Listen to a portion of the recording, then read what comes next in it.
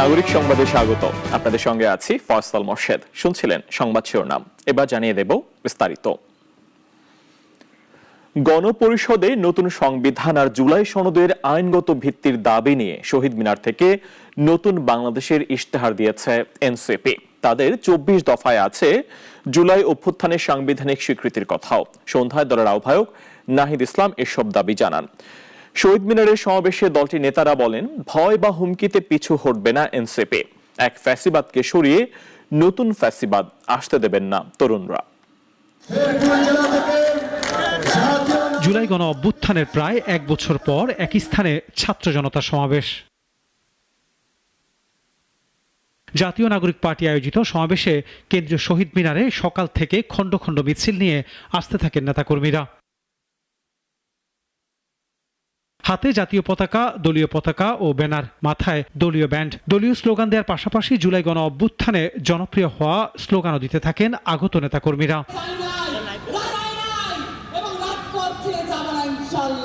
আওয়ামী লীগ সরকার পতনের এক দফার ঘোষণার বর্ষপূর্তি ও দেশব্যাপী জাতীয় নাগরিক পার্টি এনসিপির জুলাই পদযাত্রার আনুষ্ঠানিক পরিসমাপ্তি উপলক্ষে এই সমাবেশ। জুলাই বিপ্লবে প্রাণ হারানো শহীদ ইমাম হাসান তায়েবের ভাই রবিউল আউয়ালের আবেগঘন বক্তব্য দিয়ে আজকে সমাবেশ শুরু করে দলটি। বক্তব্যে ক্ষোভ জানান এনসিপির কেন্দ্রীয় নেতারা। এনসিপির কর্মীদেরকে বাধা দেওয়া হচ্ছে। আমরা ব্যক্ত কণ্ঠে বলতে চাই, টেকনাফ থেকে তেতুলিয়া, রূপসা থেকে পাথুরিয়া, এনসিপির একটা নেতা কর্মীর দিকে যদি কেউ চোখ তুলে তাকায়, আমরা তাকে রাজনৈতিকভাবে মোকাবেলা করব। সমাবেশে বক্তারা বলেন, এই সমাবেশ কেবল একটি রাজনৈতিক কর্মসূচি নয়, বরং এটি শহীদদের স্বপ্ন বাস্তবায়নের শপথ।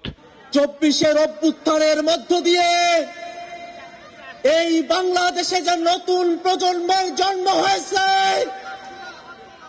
যে নতুন রাজনৈতিক জনগোষ্ঠীর আবির্ভাব হয়েছে,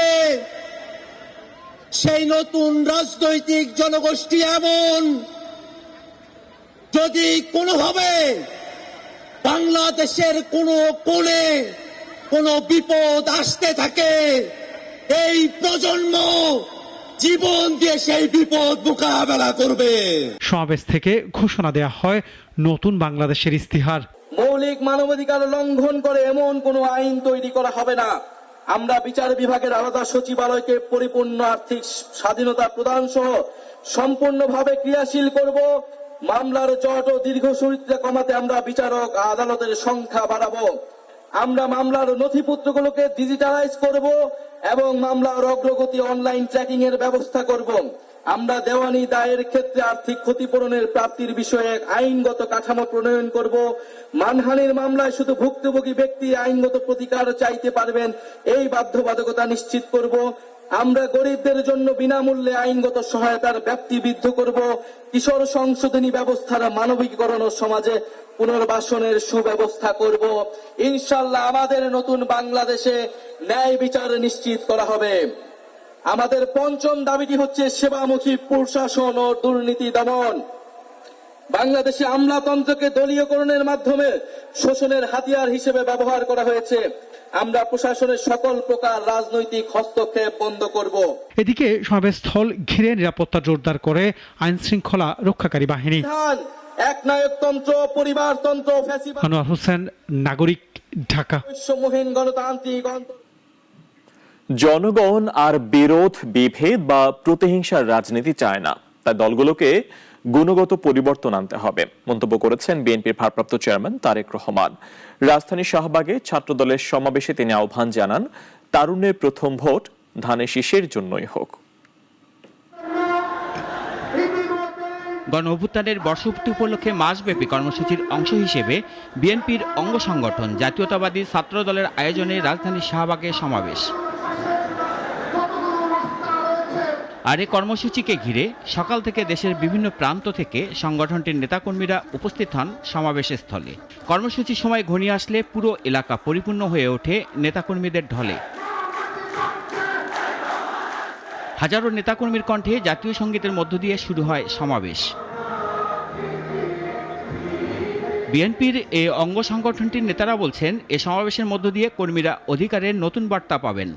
আমাদের মধ্যে মতভেদ রয়েছে, মতপার্থক্য রয়েছে, কিন্তু রাজনৈতিক শিষ্টাচারের জায়গাটা অত্যন্ত গুরুত্বপূর্ণ। তারই ধারাবাহিকতায় আমাদের আজকের এই ছাত্র সমাবেশ অনুষ্ঠিত হচ্ছে, যেটি শহীদ মিনারের পরিবর্তে শাহবাগে। কিছু লোকজন মবক্রেসি তৈরি করতেছে, আদতে এখানে সাধারণ শিক্ষার্থীদের কোনো অস্তিত্ব নাই। অনুষ্ঠানে লন্ডন থেকে ভার্চুয়ালি যুক্ত হয়ে প্রধান অতিথি হিসেবে বক্তব্য রাখেন বিএনপির ভারপ্রাপ্ত চেয়ারম্যান তারেক রহমান। ৭১ থেকে ২৪ পর্যন্ত স্বাধীনতা যুদ্ধ এবং গণতান্ত্রিক আন্দোলনে শহীদদের জন্য যথাযথ পদক্ষেপ নেওয়া হবে বলে জানান তারেক রহমান। এই দেশের জনগণই বিএনপি তথা বাংলাদেশী জাতীয়তাবাদী শক্তির সকল রাজনৈতিক ক্ষমতার উৎস। বাংলাদেশের জনগণ আর বিভেদ, বিরোধ, প্রতিহিংসা, প্রতিশোধের রাজনীতি তারা চায় না। রাজনৈতিক দলগুলোকে এ কারণেই জনগণের কাছে সেভাবে জবাবদিহি করতে হবে। রাজনৈতিক দলগুলোর কাছে জনগণ চায় রাজনীতির গুণগত পরিবর্তন। সুতরাং আসো, কথামালার রাজনীতি নয়, বরং আমরা শুরু করি মানুষের জীবন মান উন্নয়নের রাজনীতি। বিএনপির আগামী দিনের নীতি ধর্মীয় ও সামাজিক মূল্যবোধের এবং জনসম্পদকে কর্মপরিকল্পনা নীতি হবে বলেও জানান বিএনপির ভারপ্রাপ্ত চেয়ারম্যান। একজন মায়ের চোখে বাংলাদেশ যেমন, অর্থাৎ আগামী দিনে আমরা নবীন এবং প্রবীণ সবাই মিলে তেমন একটি বাংলাদেশ গড়তে চাই। আমরা তারুণ্যের প্রথম ভোট ধানের শীষের জন্য হোক। শিক্ষার্থীরা যাতে শিক্ষাজীবন শেষে সহজে জীবিকা নির্ধারণ করতে পারে, সে লক্ষ্যে বিএনপি ক্ষমতায় গেলে শিক্ষার্থীদের শিক্ষাজীবনে জ্ঞান অর্জনের জন্য নানা কর্মসূচি নেবে বলেও জানান বিএনপির এ শীর্ষ নেতা। বাংলাদেশ গড়ার জন্য রাশেদুল কাদির, নাগরিক, ঢাকা। ক্ষমতাচ্যুত প্রধানমন্ত্রী শেখ হাসিনার বিরুদ্ধে হওয়া জুলাই গণঅভ্যুত্থানের সময় সংঘটিত মানবতা বিরোধী অপরাধের মামলায় সূচনা বক্তব্য উপস্থাপন করেছেন প্রধান কৌঁসুলি। শেখ হাসিনাকে সব অপরাধের নিউক্লিয়াস বলে মন্তব্য করেন তিনি, চান সর্বোচ্চ সাজা। সূচনা বক্তব্যের পর খোকন চন্দ্র বর্মন নামে এক সাক্ষী ট্রাইব্যুনালে সাক্ষ্য দেন। অলিউল রানীর রিপোর্ট। কয়েকদিন আগেও কারাগার থেকে আসামি হয়ে আসতেন সাবেক আইজিপি চৌধুরী আব্দুল্লাহ আল মামুন। তবে সকালে তিনি প্রথমবারের মতো ট্রাইব্যুনালে পা রাখেন রাজসাক্ষী হিসেবে। সব সময়ের মতো হাতেও ছিল না হাতকড়া, মাথায় ছিল না হেলমেট কিংবা বুকে বুলেট প্রুফ জ্যাকেট। চিফ প্রসিকিউটরের সূচনা বক্তব্য শুরুর আগে বক্তব্য রাখেন রাষ্ট্রের সর্বোচ্চ আইন কর্মকর্তা। এ সময় পৃথিবীর কোন স্বৈরাচারের কি পরিণতি হয়েছে তা আদালতের সামনে তুলে ধরেন তিনি। প্রচলিত আইনে সাবেক প্রধানমন্ত্রীর সর্বোচ্চ সাজাও দাবি তার। এখানে ইপস অ্যান্ড বার্ডসের কোনো প্রশ্ন নাই। আমাদের কাছে যা সাক্ষী আছে, যা প্রমাণ আছে, আমরা আদালতের সামনে উপস্থাপন করব। আদালতকে বলেছি, ন্যায় বিচারের ধারণা মানে উভয় পক্ষই যাতে বুঝেন তাকে ন্যায় বিচার থেকে বঞ্চিত করা হয়নি, এরকম একটি আন্তর্জাতিক মানের বিচার আমরা চেয়েছি। পরে সূচনা বক্তব্য চিফ প্রসিকিউটর বলেন, শেখ হাসিনা সহ আসামিদের বিরুদ্ধে একাধিক প্রমাণ রয়েছে। আসামির দেশ ত্যাগ ও বিদেশি রাষ্ট্রের নির্লিপ্ততা ন্যায় বিচারের নিশ্চিতে কোনো বাধা হবে না। চাক্ষুষ সাক্ষ্য, ডিজিটাল রেকর্ড, সরকারি যোগাযোগ এবং ফরেনসিক প্রতিবেদন এতটাই স্পষ্ট এবং শক্তিশালী যে এতে কোনো সন্দেহের অবকাশ নেই। এই নিঃসন্দেহ এবং অকাট্য প্রমাণই সন্দেহাতীতভাবে প্রমাণ করবে শেখ হাসিনার অপরাধ এবং সহ আসামিদের দায়বদ্ধতা। এ মামলায় প্রথম সাক্ষী হিসেবে আদালতে সাক্ষ্য দিলেন নারায়ণগঞ্জের সাইনবোর্ড এলাকার পুলিশের গুলিতে আহত খোকন চন্দ্র বর্মন। অলিউল রনি, নাগরিক, ঢাকা। পাল্টা শুল্ক কমিয়ে আনা আশাব্যঞ্জক হলেও আত্মতুষ্টির কোনো সুযোগ নেই। ব্যবসায়ীরা বলছেন তারা সাময়িক স্বস্তিতে, তবে বাংলাদেশকে আলোচনা চালিয়ে যেতে হবে। আর বিশ্লেষকরা মনে করছেন কি ছাড় দেয়া হলো তা জানা দরকার। সাইদ আরমান পাল্টা শুল্ক নিয়ে বাংলাদেশের করণীয় বিশ্লেষণ করেছেন। বাংলাদেশের রপ্তানির বড় গন্তব্য মার্কিন যুক্তরাষ্ট্র। একক দেশ হিসেবে সবচেয়ে বড় বাজার, $8 বিলিয়ন পণ্য যায় বিশ্বের শক্তিশালী অর্থনীতির দেশটিতে। তবে মার্কিন প্রশাসনের পাল্টা শুল্ক নিয়ে কয়েক মাস জুড়ে উদ্বেগ, উৎকণ্ঠা আর অনিশ্চয়তা তৈরি হয়। শেষ পর্যন্ত কূটনৈতিক দর কষাকষিতে কিছুটা স্বস্তি পেল বাংলাদেশ। তবে চুক্তি প্রক্রিয়ায় কি ছাড় দিল বাংলাদেশ, সেটি নিয়ে চলছে এখন আলোচনা সমালোচনা। মানুষ মনে করছে কোন কোন জায়গায় ছাড় দেওয়া হয়েছে তাও বিবেচনা করতে হবে। যদিও সরকার বলছে যুক্তরাষ্ট্রের অনুমতি সাপেক্ষে গোপনীয়তার বিষয়টি প্রকাশ হবে। বাংলাদেশ যেসব বিষয়ে ছাড় দিয়েছে তাতে কিছু কিছু বিষয়ে অন্য দেশের সঙ্গে দ্বিপক্ষীয় সম্পর্কের ব্যাপার আছে, যেখানে বাংলাদেশের অর্থনৈতিক এবং ভূরাজনৈতিক স্বার্থ জড়িত বলে অনেকে মনে করছেন। যুক্তরাষ্ট্রকে শুল্ক ছাড় দেওয়ার কারণে বাংলাদেশ বড় আকারের রাজস্ব থেকে বঞ্চিত হবে বলেও মনে করা হচ্ছে। তাছাড়া যুক্তরাষ্ট্র থেকে সরকারি কেনাকাটার শর্ত পূরণের জন্য বাড়তি খরচও বহন করতে হবে। এই সব কিছুর অর্থনৈতিক মূল্য বিবেচনার তাগিদ দিচ্ছেন অর্থনীতিবিদরা। তবে এখন প্রতিযোগী দেশগুলোর সবাই উৎপাদনের খরচ কমিয়ে প্রতিযোগিতা সক্ষমতা বাড়ানোর চেষ্টা করবেন। পাল্টা শুল্কের ফলে মার্কিন আমদানিকারকদের সঙ্গে বাংলাদেশের রপ্তানিকারকদের দর কষাকষির গুরুত্ব বেড়ে যাবে, যা বিবেচনা করতে হবে ব্যবসায়ীদের। ভবিষ্যতে মার্কিন বাজারে প্রতিযোগিতা সক্ষমতা বজায় রাখতে হলে উৎপাদনশীলতা বাড়ানো, বিনিয়োগের পরিবেশ উন্নয়ন, ব্যবসার খরচ কমানো, ব্যবসা সহজীকরণের উপর নজর দেওয়া আরও জরুরি হয়ে পড়বে বলে সংশ্লিষ্ট সব পক্ষই মনে করছেন। মার্কিন প্রশাসন বাংলাদেশ থেকে পণ্য আমদানিতে 20% পাল্টা শুল্ক আরোপ করল। এটি 37% প্রস্তাব করা হলেও শেষ পর্যন্ত দর কষাকষিতে 17% কমানো গেল। সাইদ আরমান, নাগরিক, ঢাকা। সরকারি মালিকানাধীন লাভজনক কোম্পানি এবং সরকারের অংশ থাকা বহুজাতিক কোম্পানিগুলোকে পুঁজিবাজারে করা হবে সরাসরিভাবে তালিকাভুক্তি। ইতিমধ্যেই প্রস্তুত করা হয়েছে 15 কোম্পানির তালিকা। এগুলোকে দ্রুত তালিকাভুক্ত করতে অনুষ্ঠিত হচ্ছে একের পর এক বৈঠক, প্রয়োজনে করা হবে আইনও।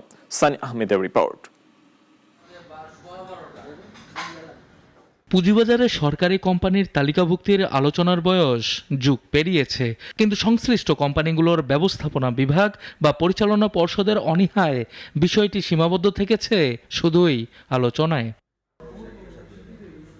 পুঁজিবাজারকে গতিশীল করতে দীর্ঘদিন পর প্রধান উপদেষ্টার নির্দেশনায় আবারও সক্রিয় হয়েছে সেই একই আলোচনা, কিন্তু এবারের তৎপরতা আগের চেয়ে ভিন্ন। করা হচ্ছে একের পর এক স্টেক হোল্ডারদের নিয়ে বৈঠক। রোববারও প্রধান উপদেষ্টার বিশেষ সহকারী ডক্টর আনিসুজ্জামান চৌধুরীর নেতৃত্বে আলোচনা হয়েছে সংশ্লিষ্ট সকলকে নিয়ে। এতে সরাসরি তালিকাভুক্তির জন্য 15 দেশি বিদেশি কোম্পানির প্রস্তুত করা হয়েছে, যেখানে রয়েছে সরকারের অংশ। যেহেতু সরকার মালিকানাধীন, সরকারের অংশ নিয়েই যে আমরা যে এটা আপলোড করতে চাই, এটা লিস্টেড করতে চাই, এই বিষয়টাই ওইখানে আলোচনা হয়েছে। বহুজাতিক কোম্পানিগুলো বাংলাদেশে ব্যবসা করে ডিভিডেন্ড আকারে মুনাফা নিয়ে যাচ্ছে দেশের বাইরে, অথচ পুঁজিবাজারে তালিকাভুক্ত হলে সেই মুনাফায় ভাগ বসাবে দেশের জনগণ, যা চায় না তারা। অন্যদিকে সরকারি কোম্পানিগুলো পুঁজিবাজারে আসলে বাড়বে স্বচ্ছতা ও জবাবদিহিতা, সেটিও চায় না তারা, যারা রয়েছেন ব্যবস্থাপনায়। তবে এগুলোকে আনতে প্রয়োজনে করা হবে আইন, বলছে কমিশন। প্রথমত সরকারের ইচ্ছাটাই প্রথম, তাই না? সরকারের অংশটা যখন ছেড়ে দিবে তখন কিন্তু তাদেরকে লিস্টেড হয়ে গেলে, যখন একটা কোম্পানি লিস্টেড হয় তার পুরো অংশই কিন্তু লিস্টেড হয়। প্রয়োজনে আইন করে হলেও এটা করার চেষ্টা করা হবে। ঊর্ধ্বমুখী শেয়ার বাজারের ধারাবাহিকতা প্রয়োজন হয়ে দাঁড়িয়েছে ভালো মৌলভিত্তির কোম্পানি তালিকাভুক্ত করা। এতে পুঁজিবাজারে বাড়বে গতি, এমনটাই মনে করছেন বিশেষজ্ঞরা। সানি আহমেদ, নাগরিক, ঢাকা। ঢাকা সিলেট মহাসড়কের ব্রাহ্মণবাড়িয়ার বিজয়নগরে অটোরিকশা মোটরসাইকেলের মুখোমুখি সংঘর্ষের ঘটনা ঘটেছে। এতে 4 জন নিহত হয়েছেন। বিকেল উপজেলার রামপুরে এ ঘটনা ঘটে। প্রত্যক্ষদর্শীরা জানান, ঢাকায় যাচ্ছিল 2টি মোটরসাইকেল। পথে রামপুরায় বিপরীত দিক থেকে আসা একটি অটোরিকশার সঙ্গে একটি মোটরসাইকেলের মুখোমুখি সংঘর্ষ হয়। এ সময় পেছনে থাকা অপর মোটরসাইকেলটিও নিয়ন্ত্রণ হারিয়ে অটোরিকশা ও মোটরসাইকেলের সঙ্গে ধাক্কা খায়। এতে ঘটনাস্থলেই 4 জনের মৃত্যু হয়। বিষয়টি নিশ্চিত করেছেন খাটিহাতা হাইওয়ের ওসি। আহতদের উদ্ধার করে হাসপাতালে নেওয়া হয়েছে, তবে তাৎক্ষণিকভাবে নিহতদের পরিচয় জানা যায়নি। ইউক্রেনে রুশ ড্রোন হামলার নতুন রেকর্ড হয়েছে জুলাই মাসে। এই মাসে ইউক্রেনের উপর 6,000-এর বেশি ড্রোন হামলা চালিয়েছে, যা 2022 সালে দেশটিতে পূর্ণ মাত্রায় আক্রমণ শুরুর পর থেকে এক মাসে সর্বোচ্চ। গত জুলাইয়ে রাশিয়া 6,297টি দূরপাল্লার ড্রোন ছুড়েছে, যা জুন মাসের তুলনায় প্রায় 16% বেশি। এর মধ্যে 6,129টি শাহেদ ড্রোন ছুড়েছে, যা গত বছরের জুলাইয়ের তুলনায় 1400 গুণ বেশি। তখন রাশিয়া এই ধরনের ড্রোন মাত্র 423টি ব্যবহার করেছিল। এদিকে রাশিয়ার কৃষ্ণসাগর উপকূলীয় পর্যটন শহর সোচির কাছে একটি বিশাল তেল ডিপোতে ভয়াবহ আগুনের জন্য ইউক্রেনের ড্রোন হামলাকে দায়ী করেছে রুশ কর্তৃপক্ষ। এখন এই পর্যন্তই। নাগরিকের খবর ও অন্যান্য আয়োজন দেখতে চোখ রাখুন আমাদের ওয়েবসাইট, ইউটিউব ও ফেসবুকে। সবাইকে ধন্যবাদ।